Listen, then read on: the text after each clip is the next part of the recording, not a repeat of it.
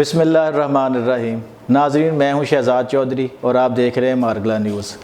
नाजरीन, आप जानते हैं कि इस वक्त पीटीआई की जो सियासी सूरत हाल है वो किस समत जा रही है। इक़्तिदार का हुमा इमरान खान और तहरीक इंसाफ से बहुत दूर जा चुका है। मुस्तक़बिल करीब में नज़र नहीं आ रहा कि पीटीआई दोबारा इक़्तिदार हासिल कर सकेगी, जब हालात ऐसे हैं कि बहुत से लोग वहाँ से जा चुके हैं और कई एक जाने की तैयारी में हैं, जिनमें से एक बड़ा अहम नाम गुजरात के चौधरी साबिक़ वज़ीर आला पंजाब चौधरी परवेज़ इलाही का है। नाज़रीन, आप सब जानते हैं कि चौधरीयों ने आज तक जितनी भी सियासत की है वो इस्टेब्लिशमेंट की सियासत की है और उन्होंने ताकत के उस मरकज़ को हमेशा अपना मतमा नज़र बनाए रखा है। और अब जब हालात ऐसे पैदा हो गए हैं कि इस्टेब्लिशमेंट और तहरीक इंसाफ में बहुत कुछ जो है वो हो चुका है और इस्टेब्लिशमेंट किसी सूरत भी इमरान खान को अगला वज़ीर आज़म बनता जो है वो कबूल नहीं करेगी। ये आप बहुत अच्छी तरह जानते हैं इन चीज़ों को। तो चौधरी परवेज़ इलाही साहब की ज़मानत हो गई है, जिस केस में अभी उन्हें पकड़ा था, वो बाहर आ जाएंगे अनकरीब। लेकिन मैं आपको सिर्फ ये बताना चाह रहा था कि चौधरी साहब जो हैं वो आलमोस्ट तैयार हो चुके हैं तहरीक इंसाफ को अलविदा कहने के लिए।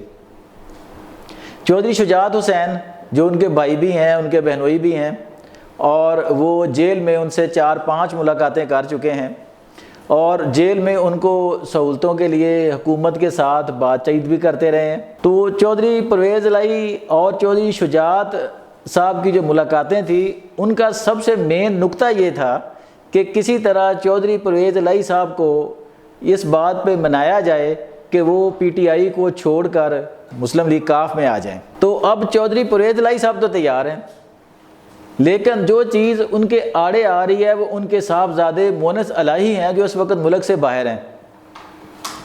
मोनस इलाही के मामलात नून लीग के साथ कैसे हैं या अपनी फैमिली के अंदर अपने दीगर जो कज़न्स हैं उनके साथ कैसे हैं।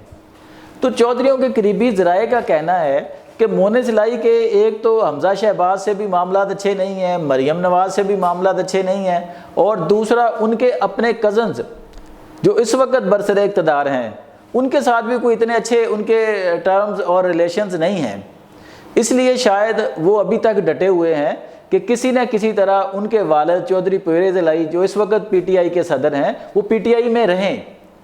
लेकिन चौधरी परवेज़ इलाही बहुत सर्द गर्म देख चुके हैं और वो हालात को समझना, हवाओं के रुख को जानना बखूबी जानते हैं, और हालातों कराइन और उनके अंदर की इतलात जो हैं वो यही हैं कि चौधरी परवेज़ इलाही ये मूड बना चुके हैं कि वो तहरीक इंसाफ को छोड़कर जो है काफ लीग में वापस आ जाएंगे और अगली गवर्नमेंट में इस्टेब्लिशमेंट के मरोने मिन्नत जो हमेशा सियासत करते आए हैं वो अपना हिस्सा वसूल करेंगे।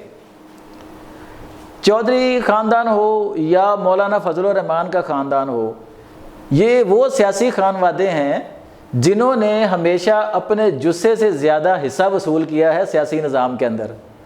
तो अब चौधरी शुजात हुसैन ने भी यही बावर कराया है उनको कि आने वाला वक्त जो है वो पीटीआई का नहीं है, आने वाला वक्त जो है वो कंबाइन मखलूत हुकूमत का वक्त होगा, और उसमें हालात इस तरह के पैदा होते नज़र आ रहे हैं कि ये छोटे ग्रुप जो होंगे ये बड़ी जमातों के लिए प्रेशर ग्रुप होंगे, जिनमें से एक अहम ग्रुप काफ लीग भी होगा। तो अगर चौधरी परवेज़ इलाही वापस आ जाते हैं तो उनको आइंदा इक़्तिदार में अच्छा खासा हिस्सा मिल सकता है।